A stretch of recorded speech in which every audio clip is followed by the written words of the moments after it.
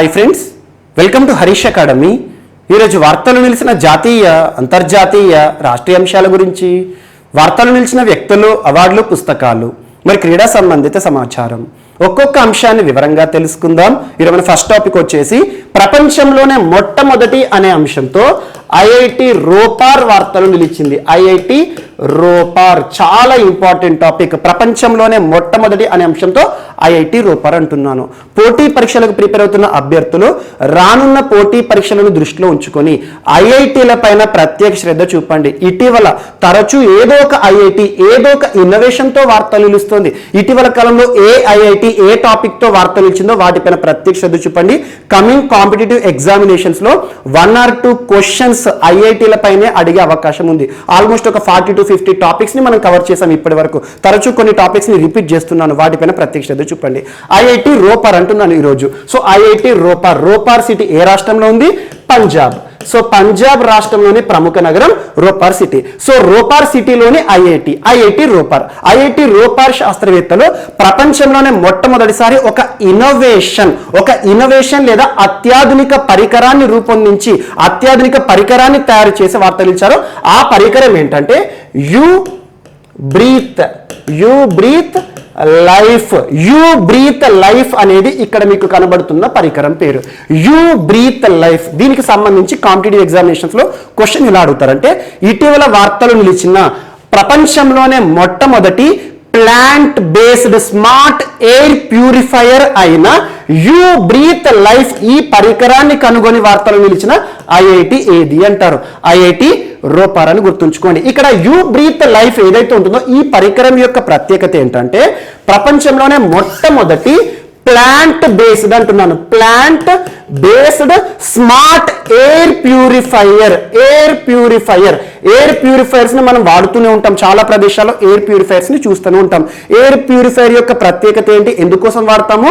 మనకి ఏదైతే ఉంటుందో గాలిలో ఉండే పొల్యూటెంట్స్ ఉంటాయి కదా, ఎయిర్ పొల్యూటెంట్స్ ఉంటాయి కదా, వాటిని సక్ చేస్తుంది అన్నట్టు. ఎయిర్ పొల్యూటెంట్స్ అన్నింటినీ కూడా అబ్జర్వ్ చేస్తుంది, మన చుట్టుపక్కల ప్రాంతాల్లో ముఖ్యంగా పరిశుభ్రమైన వాతావరణాన్ని క్రియేట్ చేస్తుంది. సో అలా గాలిలో ఉండే ఎయిర్ పొల్యూటెంట్స్ ని అబ్జర్వ్ చేయడానికి మనకు ఎయిర్ ప్యూరిఫైయర్స్ ని వాడతాం.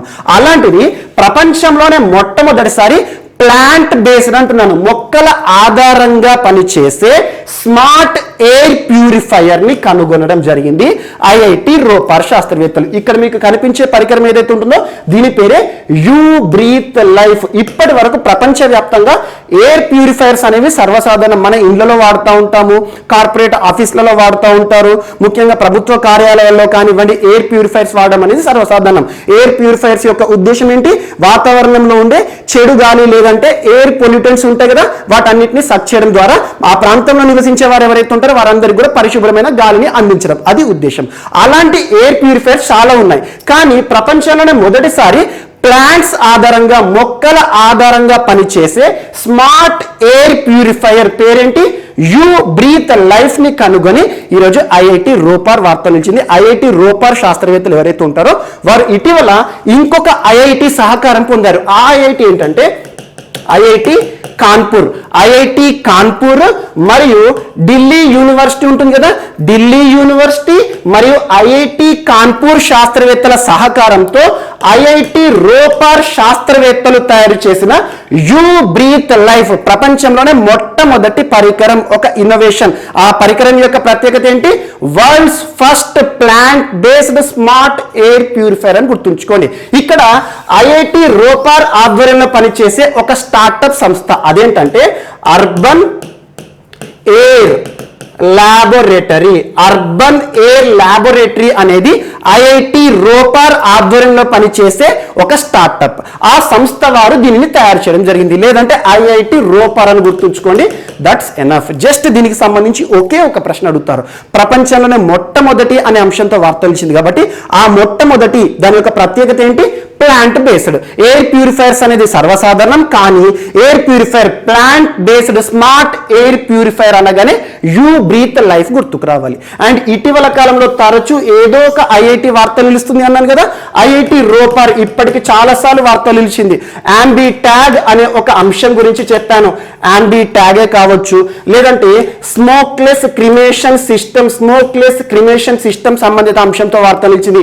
ఈరోజు యూ బ్రీత్ లైఫ్ అనే అంశంతో వార్త నిలిచింది. వీటన్నిటిని ఇక్కడ లింక్ చేసుకోండి. అండ్ నిన్నటి క్లాస్లో మీకు ఐఐటి మద్రాస్ యొక్క ప్రత్యేకత చెప్పాను. ఐఐటి మద్రాస్ ఈ సోర్స్ అనే ఒక ఆన్లైన్ ప్లాట్ఫామ్ ని రూపకల్పన చేసింది. ముఖ్యంగా దేనికోసం? ఈ వేస్ట్ మేనేజ్మెంట్ కి సంబంధించి ఎలక్ట్రానిక్ వ్యర్థాలు ఏవైతే ఉంటాయో వాటిని నిర్వహణ చేయడానికి ఒక ఆన్లైన్ ప్లాట్ఫామ్ ఈ సోర్స్ ని రూపొందించి వార్తలు నిలిచిన ఐఐటి ఏదంటారో ఐఐటి మద్రాస్. అంతకుముందు ఐఐటి మద్రాస్ 3D హౌస్ ని ఏర్పాటు చేసి వార్తలు నిలిచింది. అండ్ ఇండస్ట్రీ కాన్క్లేవ్ సంబంధిత అంశము. ఇటీవల కాలంలో ఐఐటి బాంబే కూడా తరచూ వార్తలు నిలుస్తుంది. ఐఐటి బాంబే అనగానే ఇటీవల యాంటీ హేల్ గన్స్ అనే ఒక అంశం చెప్పాను. యాంటీ హేల్ గన్సే కావచ్చు. అండ్ ఇటీవల కాలంలో ఐఐటి ఢిల్లీ వార్తలు నిలిచింది. సెర్స్ టెక్నాలజీ యొక్క ప్రత్యేకత ఏంటి? మానవుల్లో డెంగ్యూ వ్యాధిని నిర్ధారణ చేయడం కోసం ఒక ప్రత్యేక అధునాతనమైన technique SERS, surface enhanced Raman spectroscopy, చాలా ఇంపార్టెంట్. అండ్ ఈరోజు ఐఐటి రోపర్, ఐఐటి కాన్పూర్ సహకారంతో ఉన్నాను కదా, ఐఐటి కాన్పూర్ కూడా ఇటీవల ప్రత్యేకమైన ఒక అంశంతో వార్తలు నిలిచింది. అదేంటి? టచ్ సెన్సిటివ్ వాచ్ అని చెప్పాను. ముఖ్యంగా కంటి చూపు లేమితో బాధపడేవారు ఎవరైతే ఉంటారో దివ్యాంగులు, వారు సమయాన్ని తెలుసుకోవాలని చెప్పేసి టచ్ సెన్సిటివ్ వాచ్ని రూపొందించి వార్తలు నిలిచారు. అండ్ ఇటీవల కాలంలో ప్రపంచంలోనే అత్యంత micro sensor based nano sniffer ని రూపొందించి ఐఐటి బాంబే వార్తలు నిలిచింది. ఇలాంటి అంశాలు ఏవైతే ఉంటాయి, ఐఐటి గౌహతి కానివ్వండి, లిథియం అయాన్ బ్యాటరీస్ పైన ప్రత్యేకంగా పరిశోధనలు చేస్తున్న శాస్త్రవేత్తలు ఎవరంటే ఐఐటి గౌహతి శాస్త్రవేత్తలు. సో ఇలా ఐఐటీల పైన ప్రత్యేకంగా చూడండి. ఖచ్చితంగా రానున్న పోటీ పరీక్షలో మనం డిస్కస్ చేసిన 40 to 50 టాపిక్స్ ఏవైతే ఉంటాయో వాటిని ఖచ్చితంగా ఒక చార్ట్ రూపంలో ప్రిపేర్ అవ్వండి. ఖచ్చితంగా మీకు 100% రిజల్ట్ అనేది ఉంటుంది. అండ్ నెక్స్ట్ ఈరోజు ఇందాకేమన్నాను? ఎయిర్ ప్యూరిఫైయర్ అన్నాను. అంటే ఏంటి? ఎయిర్ పొల్యూటెంట్స్ ఏవైతే ఉంటాయో వాటిని అబ్జర్వ్ చేసేసి మంచి గాలిని మనకు అందేలా చేసేది ఎయిర్ ప్యూరిఫైయర్. ఇక్కడ గాలి కాలుష్యానికి సంబంధించి ఢిల్లీ ఈరోజు వార్తలు నిలిచింది. ఢిల్లీ అంటున్నాను. యాక్చువల్గా ఢిల్లీ అంటేనే ప్రపంచంలో వాయు కాలుష్యానికి సంబంధించి కాలుష్య రాజధానుల్లో నెంబర్ 1 ఉంటుంది. ప్రపంచంలోనే కాలుష్య రాజధాని ఏదంటే ఢిల్లీ. ఇటీవల కాలంలో చాలాసార్లు మీకు చెప్తున్నాను, ఐక్యూ ఎయిర్ వారు ఇచ్చిన రిపోర్ట్సే కానివ్వండి. ఈరోజు అమెరికాకు చెందిన చికాగో యూనివర్సిటీ శాస్త్రవేత్తలు, చికాగో యూనివర్సిటీలోని రీసెర్చ్ ఎనర్జీ ఇన్స్టిట్యూట్ లేదంటే చికాగో యూనివర్సిటీ అని గుర్తుంచుకోండి.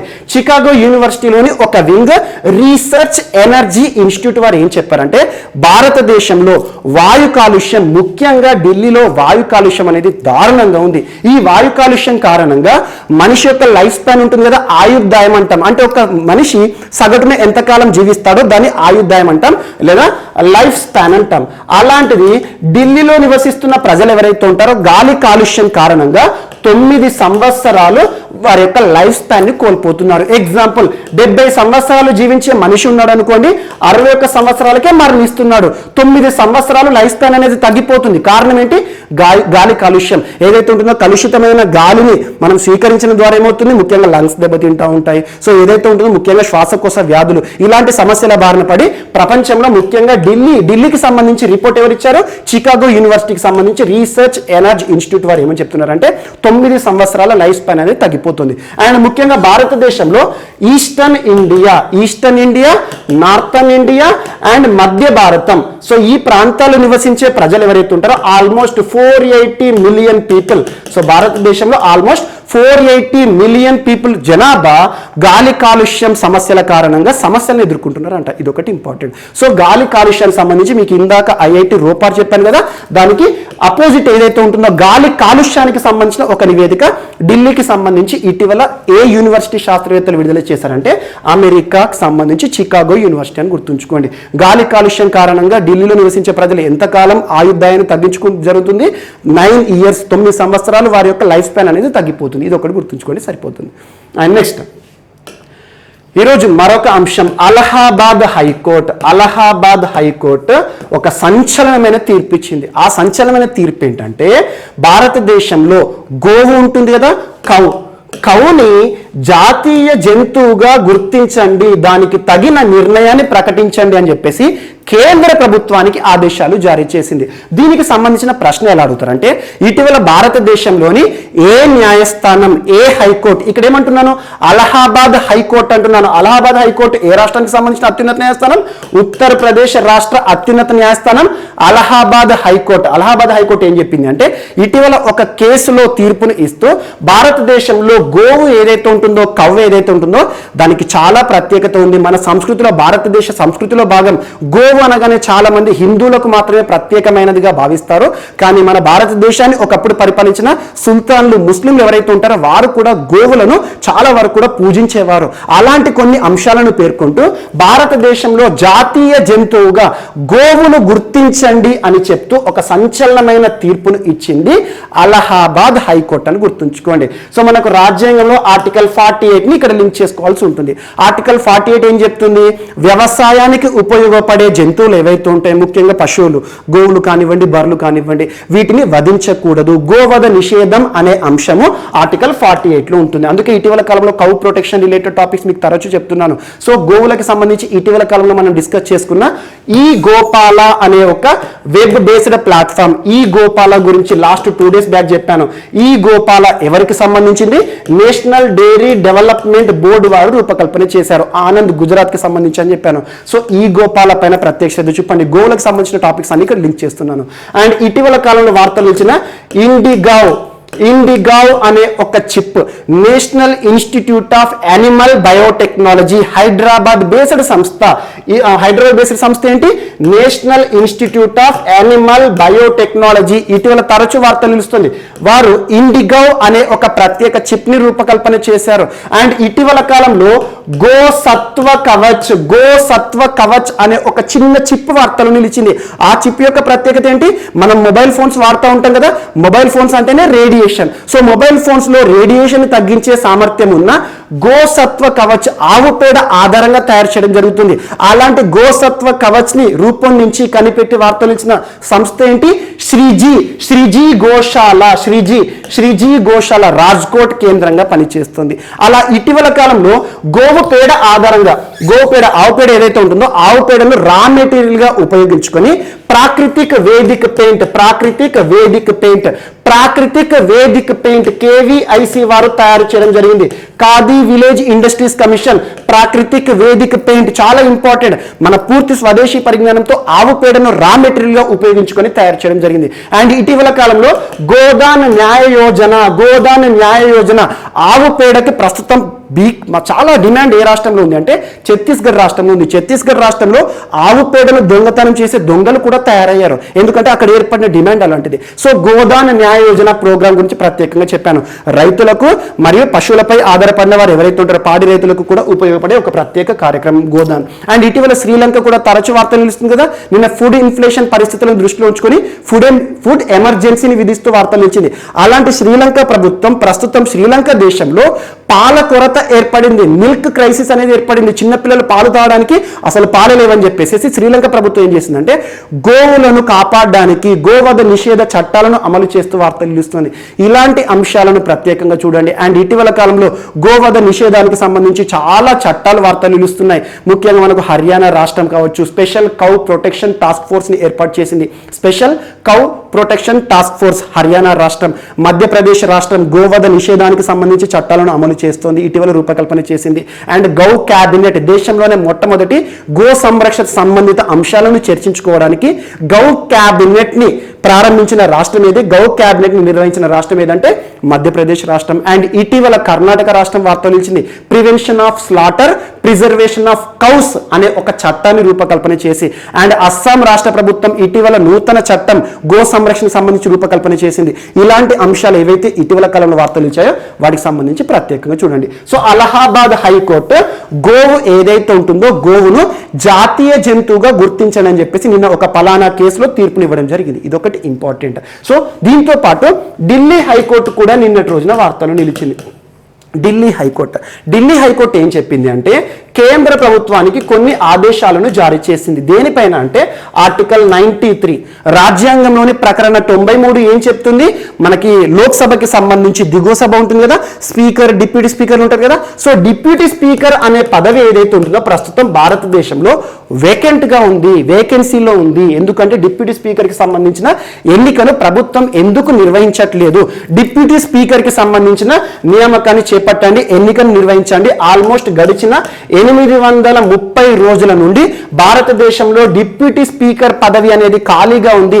ఆ డిప్యూటీ స్పీకర్ పదవికి ఎన్నికను నిర్వహించండి అని చెప్పేసి ఢిల్లీ హైకోర్టు కేంద్ర ప్రభుత్వానికి ఆదేశాలు జారీ చేసింది. కేంద్ర ప్రభుత్వం అంటే ఆటోమేటిక్ గా లోక్సభలో మెజారిటీ ఉంటుంది ఆటోమేటిక్ గా. సో లోక్సభకి సంబంధించి డిప్యూటీ స్పీకర్ ఎన్నికకు సంబంధించి ఆర్టికల్ 93 కూడా వార్తలు ఇచ్చింది. దానికి సంబంధించిన హైకోర్టు ఏంటి, ఢిల్లీ హైకోర్టు కేంద్ర ప్రభుత్వానికి ఆదేశాలు జారీ చేసింది.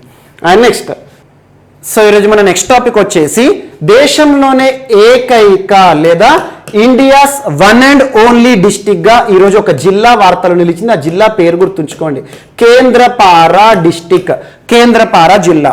కమింగ్ ఎగ్జామినేషన్ లో దీనికి సంబంధించిన ప్రశ్న ఎలా అడుగుతారంటే, ఇటీవల వార్తలు నిలిచిన India's one and only district గా వార్తలు నిలిచిన కేంద్రపారా జిల్లా ఏ రాష్ట్రంలో ఉంది అంటారు. ఒడిషా రాష్ట్రం, ఒడిషా స్టేట్ అని గుర్తుంచుకోండి. ఇటీవల కాలంలో ఒడిషా ముసళ్ళకి సంబంధించి తరచూ వార్తలు నిలుస్తుంది. మీకు ఒక 2 నెలల కింద ఒక విషయాన్ని చెప్పాను, గరియల్స్ సంరక్షణ విషయంలో. గరియల్స్ ని సంరక్షించే వారు ఎవరైతే ఉంటారో వారికి 1000 రూపాయల ప్రోత్సాహకాన్ని ఇస్తుంది రాష్ట్ర ప్రభుత్వం అని చెప్పాను. సో అలా ఈ రోజు కేంద్రపారా జిల్లా యొక్క ప్రత్యేకత ఏంటి, దేశంలోనే ఏకైక జిల్లాగా ఎందుకు వార్తలు ఇచ్చింది అంటే, ఒడిషా రాష్ట్రంలోని కేంద్రపారా జిల్లాలో 3 రకాల మొసళ్ళు ఉన్నాయంట.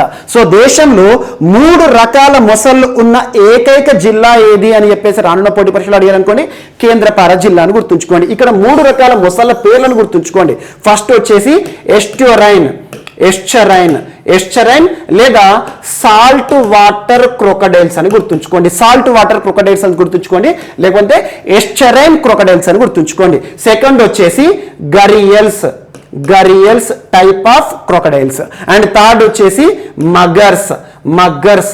సో ఇటీవల కాలంలో గరియల్స్, మగ్గల్స్ తరచూ వార్తలు నిలుస్తున్నాయి. పోటీ పరీక్షల్లో గరియల్ అనే పదంతో కానివ్వండి, మగర్ అనే పదంతో కానివ్వండి, ఏదైనా ప్రశ్న కనిపించింది అనుకోండి, blindly you can go Odisha is the answer. So అలా సాల్ట్ వాటర్ క్రొకడైల్స్ ఒక వెరైటీ ఆఫ్ మొసళ్ళు, అండ్ సెకండ్ వచ్చేసి గరియల్స్, థర్డ్ వచ్చేసి మగ్గర్స్.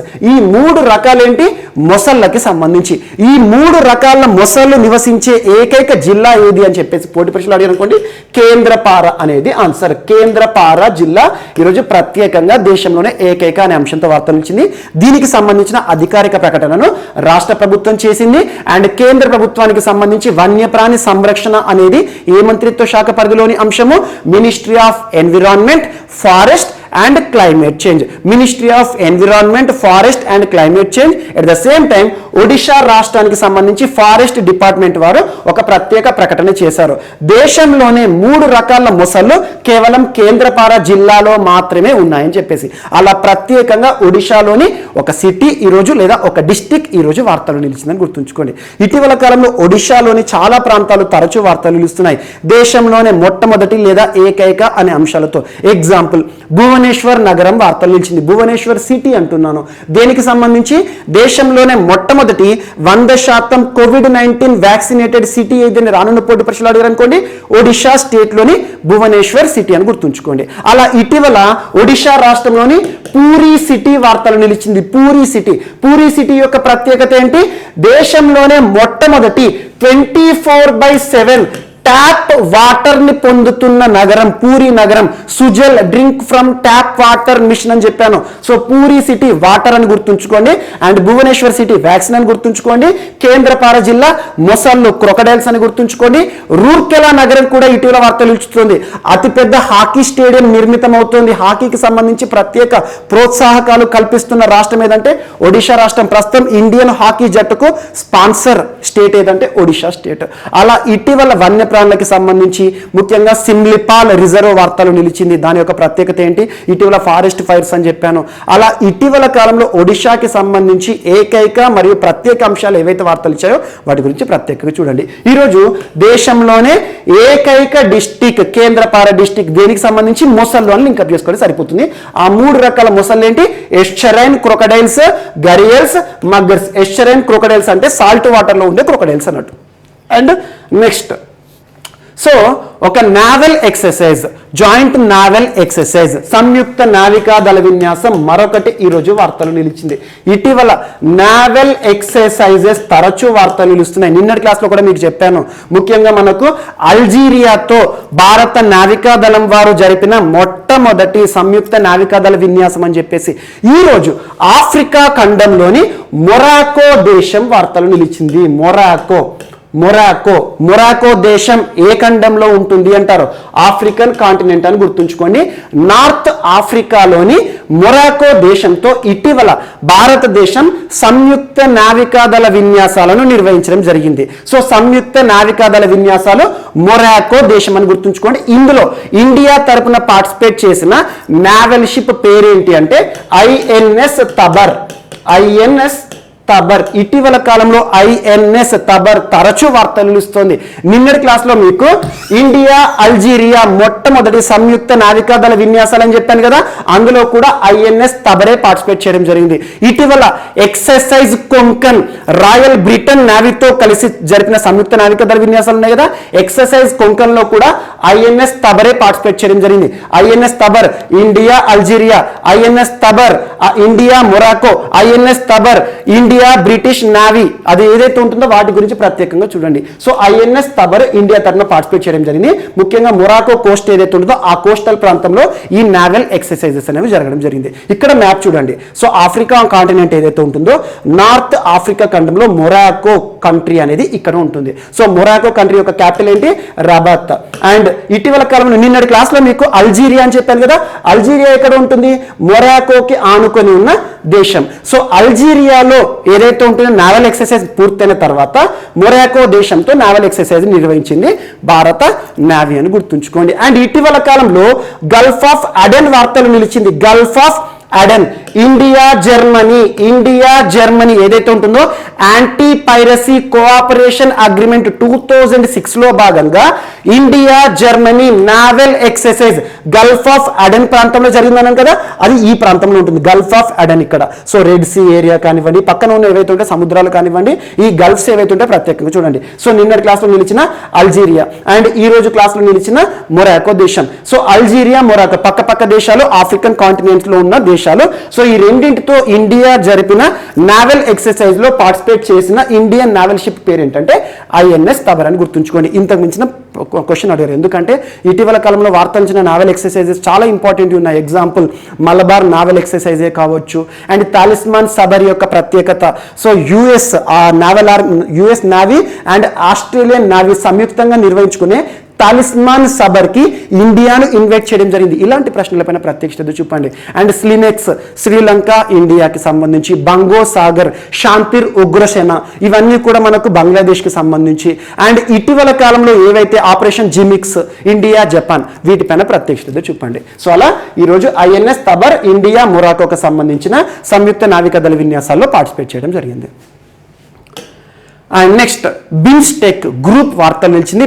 బిమ్స్టెక్ దేశాలకి సంబంధించి అగ్రికల్చర్ ఎక్స్పర్ట్స్ యొక్క మీటింగ్ వార్తలు నిలిచింది. అగ్రికల్చర్ ఎక్స్పర్ట్స్ అంటున్నాను, వ్యవసాయానికి సంబంధించిన ఎక్స్పర్ట్స్ అంటే సింపుల్ గా agriculture ministers meeting of BIMSTEC అని గుర్తుంచుకోండి. బిమ్స్టెక్ దీని యొక్క యాక్రోనిమ్ ఏంటి అంటారు? పోటీ పరీక్షలో చాలా మంది కన్ఫ్యూజ్ అవుతూ ఉంటారు. బిమ్స్టెక్ అనేది కొంచెం ట్రిక్కీగా ఉంటుంది యాక్రోనిమ్, గుర్తుంచుకోండి. Bay of Bengal initiative for multi sectoral technical and economic cooperation. Technical and economic సహకారం ఇచ్చే ఒక గ్రూప్. ఏ దేశాలకు సంబంధించింది? బే ఆఫ్ బెంగాల్ ఇనిషియేటివ్ అంటున్నాను. ముఖ్యంగా బిమ్స్టెక్ అనేది ఏ దేశాల కూటమి అంటే south Asia and south east Asia దేశాల కూటమి గుర్తుంచుకోండి. సౌత్ ఏషియా దేశాలు ఏంటి? Bangladesh, Sri Lanka, India, Nepal, Bhutan. South east Asia దేశాలు ఏంటి? Thailand, Myanmar. మొత్తం 7 దేశాలు. ఇందులో 2 south east Asian countries and 5 వచ్చేసి సౌత్ ఏషియన్ దేశాలు. సో ఈ 7 దేశాల కలయిక బిమ్స్టెక్ 1997లో ఏర్పాటైన ఒక కూటమి. ఈ బిమ్స్టెక్ గ్రూపింగ్ ఏదైతే ఉంటుందో ఆ దేశాలు ఉంటాయి కదా, బంగ్లాదేశ్, శ్రీలంక, ఇండియా, నేపాల్, భూటాన్, థాయిలాండ్, ఈ దేశాలకు సంబంధించి వ్యవసాయ శాఖ మంత్రులు ఉంటారు కదా, కేంద్ర వ్యవసాయ శాఖ మంత్రులు ఉంటారు. ప్రస్తుతం భారతదేశంలో వ్యవసాయ శాఖ మంత్రిగా ఎవరు విధులు నిర్వర్తిస్తున్నారు? Ministry of agriculture Narendra Singh Tomar గారు. నరేంద్ర సింగ్ తోమర్ గారు ఇటీవల ముగిసిన బిమ్స్టెక్ గ్రూప్ మీటింగ్ ఏదైతే ఉంటుందో అగ్రికల్చర్ ఎక్స్పర్ట్స్ మీటింగ్ లో పార్టిసిపేట్ చేయడం జరిగింది. అగ్రికల్చర్ మీటింగ్ అంటే ఏంటి? ఆటోమేటిక్ గా వ్యవసాయంలో ఇన్నోవేషన్స్ కానివ్వండి, టెక్నాలజీకి సంబంధించి ఈ అన్ని దేశాలు కూడా సహకారం అందించుకోవాలి. ఈ దేశాల యొక్క ప్రత్యేకత ఏంటంటే ఆల్మోస్ట్ 14 ఇష్యూస్ పైన సహకారం అందించుకుంటారు. ట్రేడ్ కానివ్వండి, అన్ని దేశాలు చూడండి ముఖ్యంగా మత్స్య రంగంపై ఆధారపడి ఉంటాయి. ఎందుకంటే ఇక్కడ బంగాళాఖాతం కానివ్వండి సముద్ర ప్రాంతం పైన డిపెండ్ అయిన దేశాలు మత్స్య రంగం పైన, ట్రేడ్ పైన, కామర్స్ పైన, వ్యవసాయం పైన అండ్ స్పేస్ టెక్నాలజీ పైన సహకారం అందించుకునే ఒక గ్రూపింగ్ అని గుర్తుంచుకొని 14 ఇష్యూస్ పైన సహకారం అందించుకుంటారు. అందులో ఒకటైన వ్యవసాయ రంగానికి సంబంధించి ఈ దేశాలు ఇటీవల టెక్నాలజీ ఇన్నోవేషన్ సంబంధించిన ఒక మీటింగ్ ని కండక్ట్ చేయడం జరిగింది. అందులో భారతదేశం తరపున ఎవరు పార్టిసిపేట్ చేశారో? ఇండియాకి సంబంధించి అగ్రికల్చర్ మినిస్టర్ నరేంద్ర సింగ్ తోమర్ అని గుర్తుంచుకోండి. అండ్ నెక్స్ట్, సో జమ్మూ కాశ్మీర్లో నిన్నటి రోజున మన లోక్సభ స్పీకర్, భారతదేశ స్పీకర్ అనొచ్చు, ఎందుకంటే స్పీకర్ అంటేనే లోక్సభకు ఉంటారు, రాజ్యసభకి చైర్మన్ ఉంటారు. సో భారతదేశ స్పీకర్ ఎవరు ప్రస్తుతం? ఓం బిర్లా గారు. ఓం బిర్లా గారు నిన్నటి రోజున శ్రీనగర్ సిటీలో ఒక ప్రత్యేక కార్యక్రమాన్ని ప్రారంభించారు. అదేంటంటే పార్లమెంటరీ అవుట్రీచ్ ప్రోగ్రామ్. యాక్చువల్గా ఇది 4th ఎడిషన్. గడిచిన జనవరి మాసంలో ఉత్తరాఖండ్ రాష్ట్రంలో డెహ్రాడూన్ సిటీలో ఈ ప్రోగ్రామ్ ని ప్రారంభించడం జరిగింది ఓం బిర్లా గారు. ఆ తర్వాత మేఘాలయ రాష్ట్రంలోని షిల్లాంగ్లో ప్రారంభించారు. అండ్ ఇటీవల ఆగస్టు మాసంలోనే లడక్ కేంద్రపాలిత ప్రాంతంలో పార్లమెంటరీ అవుట్రీచ్ ప్రోగ్రామ్ ని ప్రారంభించారు. ఇటీవల లాస్ట్ ఫైనల్ గా జమ్మూ కాశ్మీర్లో పార్లమెంటరీ అవుట్రీచ్ ప్రోగ్రామ్ తో వార్తలు నిలిచారు ఓం బిర్లా గారు. ముఖ్యంగా పార్లమెంట్ సంబంధించి లోక్సభ ఉంటుంది కదా, ముఖ్యంగా పార్లమెంట్ నాయకులు ఎవరైతే ఉంటారో గ్రామ పంచాయతీలు ఉంటారు కదా, గ్రామ పంచాయతీ. సో ఒక్కొక్క గ్రామంలో ఉండే పంచాయతీ ఏదైతే ఉంటుందో గ్రామ పంచాయతీలకు సాధికారత, ఎంపవర్మెంట్ ఇచ్చే ఒక ప్రత్యేక కార్యక్రమమే పార్లమెంటరీ అవుట్రీచ్ ప్రోగ్రాము నిన్నటి రోజున జమ్మూ కాశ్మీర్ కేంద్రపాలిత ప్రాంతంలో ఓం బిర్లా గారు ప్రారంభించారని గుర్తుంచుకోండి. పార్లమెంటరీ అవుట్రీచ్ ప్రోగ్రామ్ యొక్క ప్రత్యేకత ఏంటంటే ఎంపవరింగ్ గ్రామ పంచాయత్స్ అని గుర్తుంచుకోండి. భారతదేశంలో గ్రామ పంచాయతీలు ఏవైతే ఉంటాయో గ్రామాలే దేశానికి వెన్నెముక లాంటివి. ఆర్టికల్ 40 ఉంటాయి కదా గ్రామ సాధికారత. సో అలా గ్రామ పంచాయతీలకు ప్రత్యేక సాధికారత కల్పించే పార్లమెంటరీ అవుట్రీచ్ ని నిన్నటి రోజున జమ్మూ కాశ్మీర్ అని గుర్తుంచుకోండి, సరిపోతుంది. జస్ట్ ఎగ్జామినేషన్ లో పార్లమెంటరీ అవుట్రీచ్ ప్రోగ్రామ్ యొక్క ఉద్దేశం ఏంటి అంటారు అంటే ఏంటి? గ్రామ పంచాయతీలకు ప్రత్యేకమైన స్వతంత్రత, సాధికారత కల్పించే ఒక కార్యక్రమం. అండ్ ఇటీవల కాలంలో జమ్మూ కాశ్మీర్ తరచూ వార్త నిలుస్తుంది. కార్ఖండర్ అనే ఒక ప్రోగ్రామ్ చెప్పాను. చేతి వృత్తులు, హ్యాండ్ క్రాఫ్ట్స్ వీటిపైన ఆధారపడిన వారి కోసం ప్రత్యేక ప్రోత్సాహకం కానివ్వండి. అండ్ ఇటీవల కాలంలో జమ్మూ కాశ్మీర్ సంబంధించి హౌస్ లా అనే ఒక ప్రత్యేక కార్యక్రమం, empowering women programme and Sukoon help line అని చెప్పాను, మెకాడమైజేషన్ ఆఫ్ రోడ్స్ కానివ్వండి. అలా ప్రత్యేక అంశాలు ఏవైతే ఉంటాయో వాటికి సంబంధించి లింకప్ చేస్తూ చదవండి. అండ్ నెక్స్ట్, సో ఈరోజు మన నెక్స్ట్ టాపిక్ వచ్చేసి వార్తల్లో వ్యక్తులు. ఈరోజు వార్తల్లో నిలిచిన ఫస్ట్ పర్సన్ తమిళనాడు రాష్ట్ర ప్రస్తుత గవర్నర్ బన్వరిలాల్ పురోహిత్ గారు తమిళనాడు రాష్ట్రానికి ప్రస్తుతం గవర్నర్ గా విధులను నిర్వర్తిస్తున్నారు. తమిళనాడు రాష్ట్ర ప్రస్తుత గవర్నర్ అయిన బన్వరిలాల్ పురోహిత్ గారికి మరొక రాష్ట్రానికి గవర్నర్ గా అదనపు బాధ్యతలను కేటాయిస్తూ భారత రాష్ట్రపతి రామ్నాథ్ కోవింద్ గారు తీసుకున్న నిర్ణయం వార్తలు నిలిచింది. సో తమిళనాడు రాష్ట్ర ప్రస్తుత గవర్నర్ బన్వరిలాల్ పురోహిత్ గారు ఇక మీదట మరొక రాష్ట్రానికి కూడా గవర్నర్ గా విధులు నిర్వర్తించబోతున్నారు. ఆ రాష్ట్రం ఏంటంటే పంజాబ్. సో పంజాబ్ రాష్ట్రానికి కూడా ఇక మీదట గవర్నర్ గా ఎవరిని చూడబోతున్నాం మనం? బన్వరిలాల్ పురోహిత్ గారు. పంజాబ్ రాష్ట్రంతో పాటు ఒక కేంద్రపాలిత ప్రాంతం యూనియన్ టెరిటరీ యూటీ చండీగఢ్ గుర్తుంచుకోండి. సో చండీగఢ్ కేంద్రపాలిత ప్రాంతానికి అడ్మినిస్ట్రేటర్ లేదా లెఫ్టినెంట్ గవర్నర్ గా కూడా ఇక మీదట ఎవరు బాధ్యతలు నిర్వర్తించబోతున్నారు? బన్వరిలాల్ పురోహిత్ గారు. ఇక్కడ గుర్తుంచుకోవాల్సిన విషయం ఏంటంటే తమిళనాడు రాష్ట్రానికి గవర్నర్ గా విధులను నిర్వర్తిస్తూనే ఒక రాష్ట్రం పంజాబ్ రాష్ట్రానికి గవర్నర్ గా ఉంటారు. At the same time Chandigarh కేంద్రపాలిత ప్రాంతానికి లెఫ్టినెంట్ గవర్నర్ లేదా అడ్మినిస్ట్రేటర్ గా, ఎందుకంటే కేంద్రపాలిత ప్రాంతాల్లో లెఫ్టినెంట్ గవర్నర్ ఉంటారు. సో లెఫ్టినెంట్ గవర్నర్ లేదా అడ్మినిస్ట్రేటర్ గా ఎవరు విధులను నిర్వర్తించబోతున్నారు?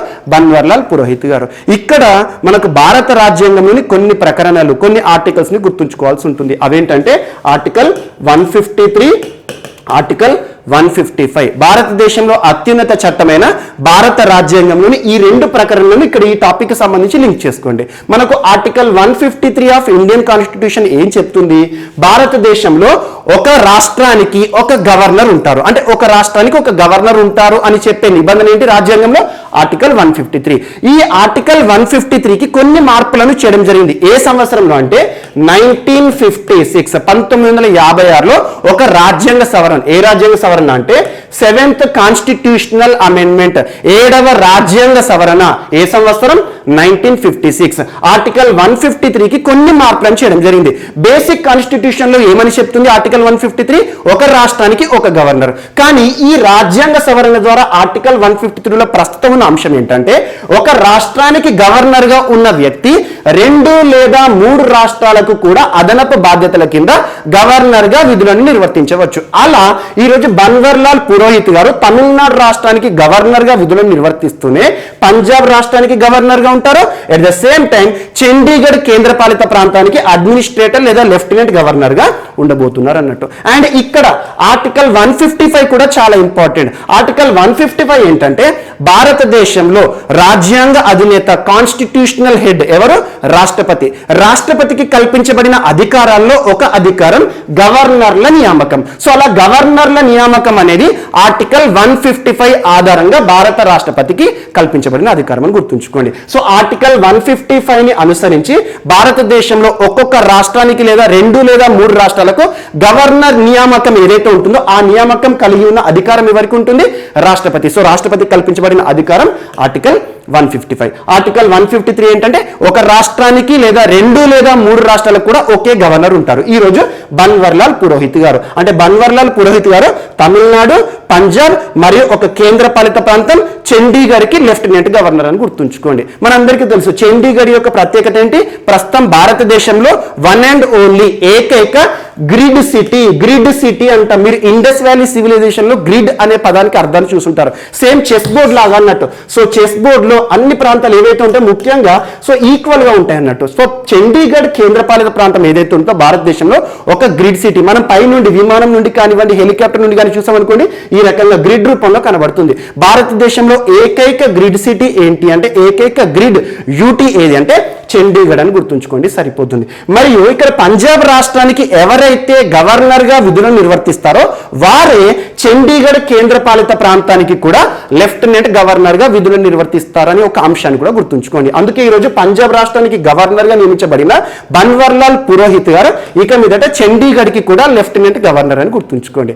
అండ్ ఇప్పటి వరకు మరి ఈ బాధ్యతలు నిర్వర్తించిన వారు మాజీ గవర్నర్ ఎవరు అంటే విపి సింగ్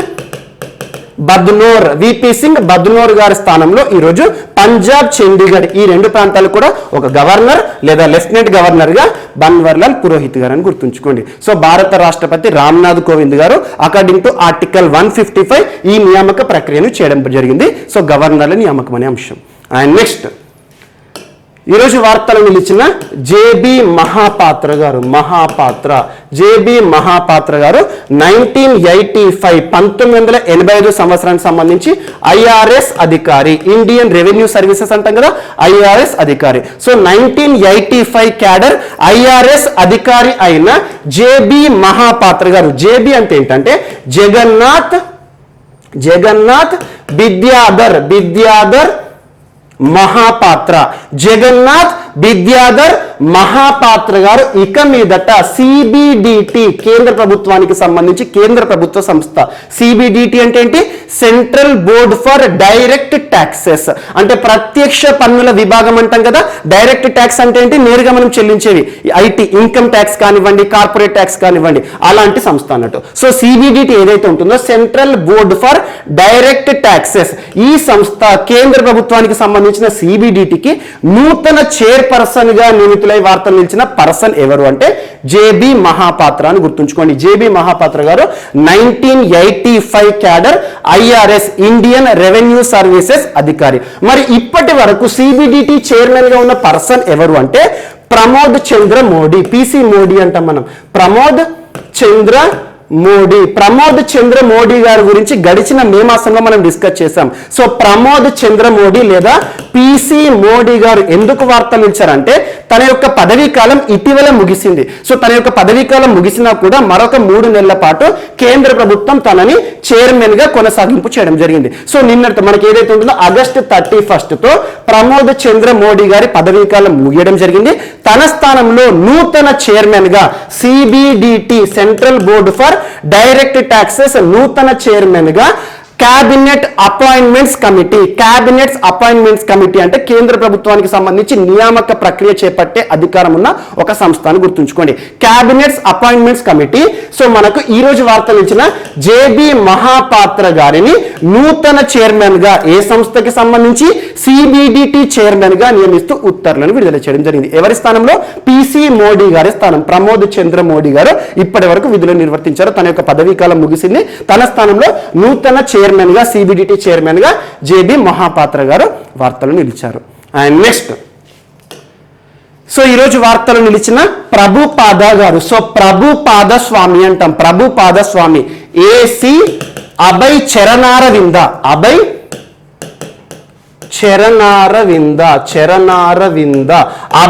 చరణారవింద భక్తి వేదాంత అభయ్ చరణారవింద భక్తి వేదాంత స్వామి ప్రభుపాద. పేరు గుర్తుంచుకోండి, మొత్తం పేరు గుర్తుంచుకోవాల్సిన అవసరం లేదు. ప్రభుపాద స్వామి అని గుర్తుంచుకోండి. సో ప్రభుపాద స్వామి తన యొక్క పూర్తి పేరు ఏంటంటే ఏసీ భక్తి వేదాంత స్వామి ప్రభుపాద. ఏసీ అంటే అభయ్ చరణారవింద. యాక్చువల్ గా ఇతను ఎవరంటే కృష్ణ భక్తుడు. ప్రపంచవ్యాప్తంగా హరే కృష్ణ ఉద్యమానికి ఆద్యుడు. హరే కృష్ణ ఉద్యమం అంటే మనకు ఒక సంస్థ గుర్తుకొస్తుంది. ఆ సంస్థ ఏంటి? ఇస్కాన్ దేవాలయాలు మీరు చూస్తూనే ఉంటారు. మన తెలుగు రాష్ట్రాల్లో కూడా ఇస్కాన్ టెంపుల్స్ ఉంటాయి. ప్రముఖ నగరాలు ఏవైతే ఉంటాయి మెట్రోపాలిటన్ సిటీస్ లో ఖచ్చితంగా ఉంటాయి. సో ఇస్కాన్ అంటే ఏంటి? International society for Krishna consciousness. So గుర్తుంచుకోండి, కొన్ని యాక్రోనిమ్స్ గురించి అడగొచ్చు పోటీ పరీక్షలో. ఈ రోజు ఇస్కాన్ ఈ పదం వార్తలు ఇచ్చింది. సో ఇస్కాన్ దేవాలయం అనగానే మనకు కృష్ణ మందిరాలు గుర్తొస్తాయి, కృష్ణ దేవాలయాలు. సో ఇస్కాన్ అంటే ఏంటి? International society for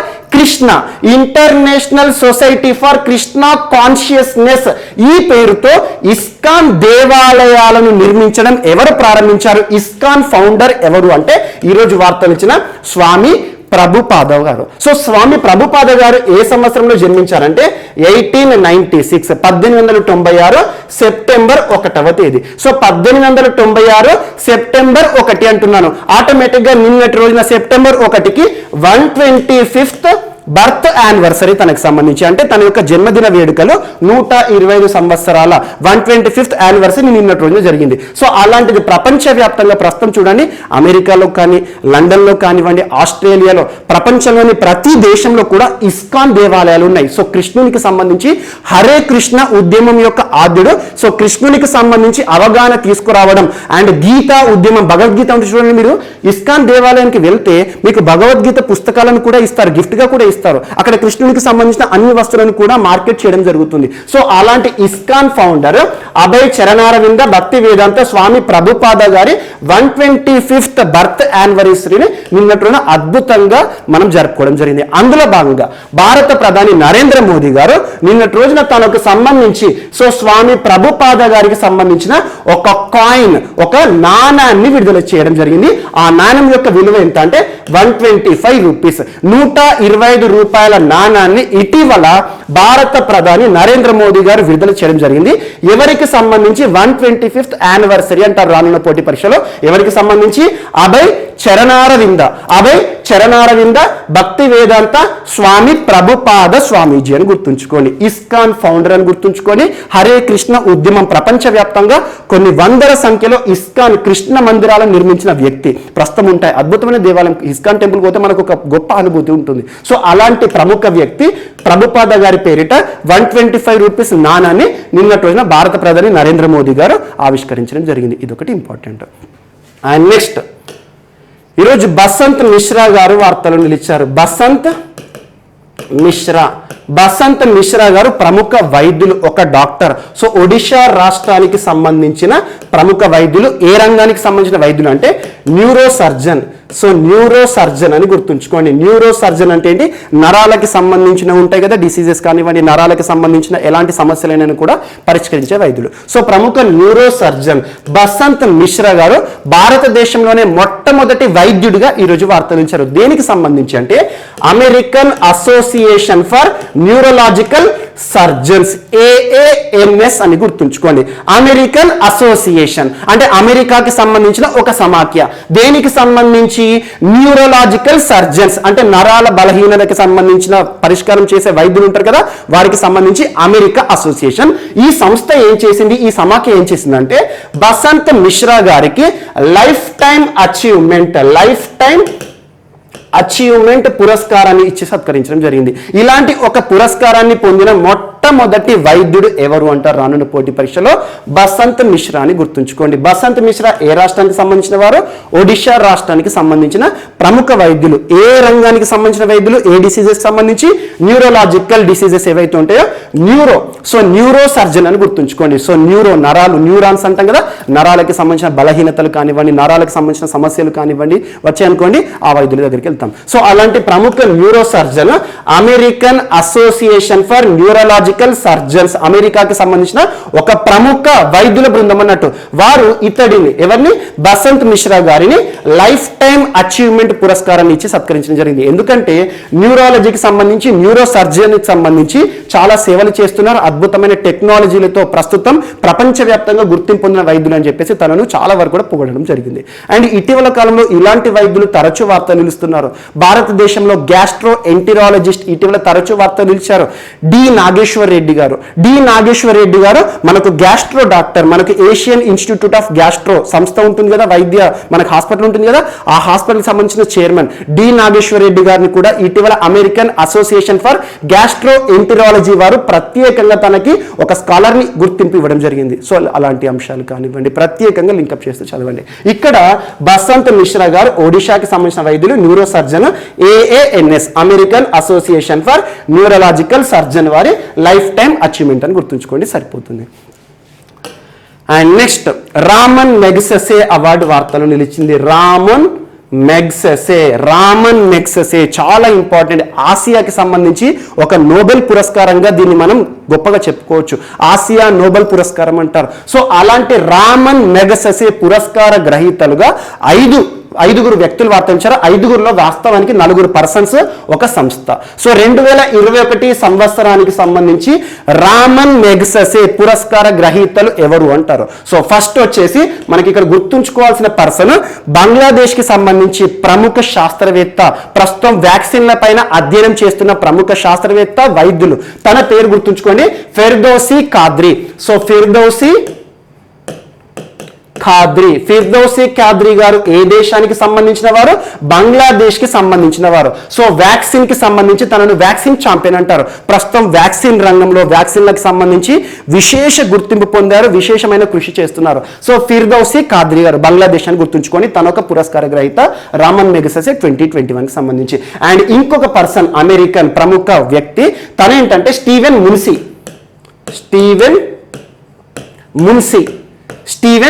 Mnuchin.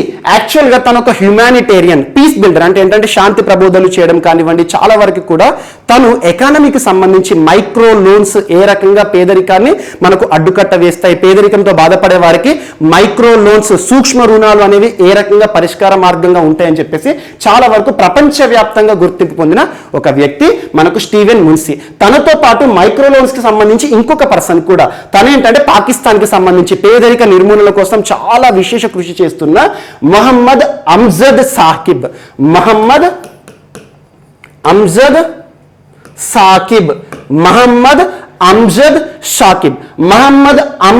Saqib గారు పావర్టీ అలివియేషన్ ప్రోగ్రామ్ ద్వారా, పావర్టీ అలివియేషన్ అంటే ఏంటి? పేదరిక నిర్మూలన కోసం చాలా విశేష కృషి చేస్తున్నారు.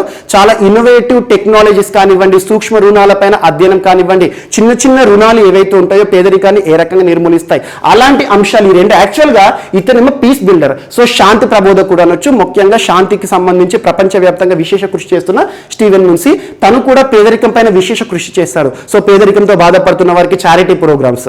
ఇక్కడనేమో పేదరిక నిర్మూలన కోసం మైక్రో లోన్స్ సృష్టికర్త ఇక్కడ ఎవరు మనకు పాకిస్తాన్ సంబంధించి మహమ్మద్ అమ్జద్ సాకిబ్, పేరు గుర్తుంచుకోండి, Mohammad Amjad Saqib. And at the same time ఒక ఫిషర్ మ్యాన్, ఒక మత్స్యకారుడు అని గుర్తుంచుకోండి. ఒక మత్స్యకారుడు ఫిలిప్పీన్స్ దేశానికి సంబంధించి, తన పేరు ఏంటంటే రాబర్టో bell on. రాబర్టో bell on, రాబర్టో bell on, రాబర్టో bell on fissure man. తను ఫిలిప్పీన్స్ సంబంధించిన ఒక ఫిషర్ మ్యాన్. తను ఒక కమ్యూనిటీని కూడా నడుపుతున్నాడు. చాలా వరకు చారిటీ కార్యక్రమాల ద్వారా గుర్తింపు పొందాడు. సో ఇక్కడ నలుగురు పర్సన్స్ ఎవరు? First Steven Munsi and Firdausi Qadri, and next వచ్చేసి మహమ్మద్ అమ్జద్ సాకిబ్, అండ్ నెక్స్ట్ వచ్చేసి రాబర్టో బెలాన్. ఈ నలుగురు వ్యక్తులతో పాటు ఒక సంస్థ ఈ సంవత్సరం రామన్ మెగసెసే పురస్కార గ్రహీతగా వార్తలిచ్చింది. ఆ సంస్థ ఏంటంటే ముఖ్యంగా జర్నలిజం కి సంబంధించి watch doc. So watch doc అనే ఒక సంస్థ, వాచ్ డాక్ అనే సంస్థ ఇండోనేషియా కేంద్రంగా పనిచేస్తుంది. ఇండోనేషియా కేంద్రంగా పనిచేస్తున్న వాచ్ డాక్ వారు మీడియా ట్రూత్ క్రూసేడర్ అంటారు. మీడియా ట్రూత్ క్రూసేడర్ అంటే జర్నలిజం కి సంబంధించి చాలా వరకు గుర్తింపు పొందిన ఒక వాచ్ డాక్ సంస్థ కూడా రామన్ మెగసెసే పురస్కార గ్రహీతగా వార్తలించింది. జస్ట్ గుర్తుంచుకోవాల్సింది ఏంటంటే వ్యక్తుల పేర్లు గుర్తుంచుకోండి. సో ఫిర్దౌసీ ఖాద్రీ గారు వ్యాక్సిన్లకి సంబంధించి అని గుర్తుంచుకోండి, వ్యాక్సిన్ ఛాంపియన్షిప్ అని గుర్తుంచుకోండి, వ్యాక్సిన్ ఛాంపియన్ అని గుర్తుంచుకోండి. అండ్ నెక్స్ట్ స్టీవెన్ మున్సీ ఏంటంటే humanitarian peace builder. And next వచ్చేసి మహమ్మద్ అమ్జద్ సాకిబ్ పాకిస్తాన్ కి సంబంధించిన వాడు. తను ఏంటంటే పావర్టీ అలివియేషన్ ప్రోగ్రామ్స్ కోసం చాలా వరకు కృషి చేస్తున్నారు. At the same time Roberto Ballon తనేంటంటే మనకు ఫిలిప్పీన్స్ సంబంధించి ఒక ఫిషర్మెన్ చారిటీ కార్యక్రమాల ద్వారా గుర్తింపు పొందారు. అండ్ ఇండోనేషియాకి సంబంధించిన ఒక సంస్థ కూడా పురస్కార గ్రహీతగా వార్తలిచ్చింది. ఆ సంస్థ ఏంటంటే వాచ్ డాక్. సో ఈ 5 కూడా గుర్తుంచుకోండి. ఈ సంవత్సరం 2021 సంవత్సరానికి సంబంధించి రామన్ మెగసెసే పురస్కార గ్రహీతలుగా వార్తలిచ్చారు. అండ్ రామన్ మెగసెసే పురస్కారం మన అందరికీ తెలుసు 1958 ఆచార్య వినోబా భావే గారు మొట్టమొదటి పురస్కార గ్రహీత మన ఇండియన్. అండ్ రామన్ మెగసెసే అనే ఒక పేరు ఎవరికి సంబంధించిందంటే ఫిలిప్పీన్స్ కి సంబంధించి, ఫిలిప్పీన్స్ మాజీ దేశాధ్యక్షులు, ఫిలిప్పీన్స్ మాజీ ప్రెసిడెంట్ పేరు మీదట ప్రతి ఏటా కూడా రామన్ మెగసెసే పురస్కారాలను ఫిలిప్పీన్స్ ప్రభుత్వం ప్రకటించడం జరుగుతుందని గుర్తుంచుకోండి. జస్ట్ గుర్తుంచుకోవాల్సింది ఏంటంటే 2021 రామన్ మెగసెసే పురస్కారాలు ఏషియాస్ ప్రీమియర్ ప్రైజెస్ అని గుర్తుంచుకోండి. సో వివిధ రంగాల్లో విశేష కృషి చేస్తున్న వ్యక్తులు ఎవరైతే ఉంటారో సేమ్ నోబెల్ పురస్కారాలు లాగానే రామన్ మెగసెసే ఆసియాకి సంబంధించిన నోబెల్ అంటాం దీన్ని. సో ఇదొకటి ఇంపార్టెంట్. అండ్ నెక్స్ట్ ఈరోజు డార్జే ఆంగ్చుక్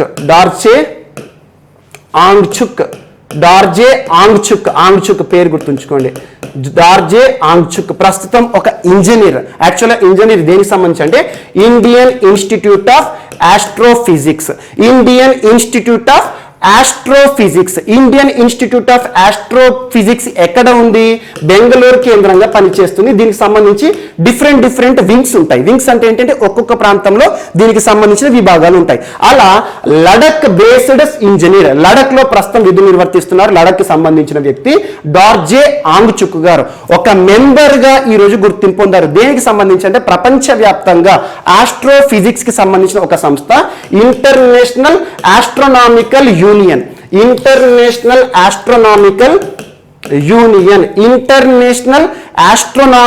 యూనియన్ ఎక్కడ హెడ్ క్వార్టర్?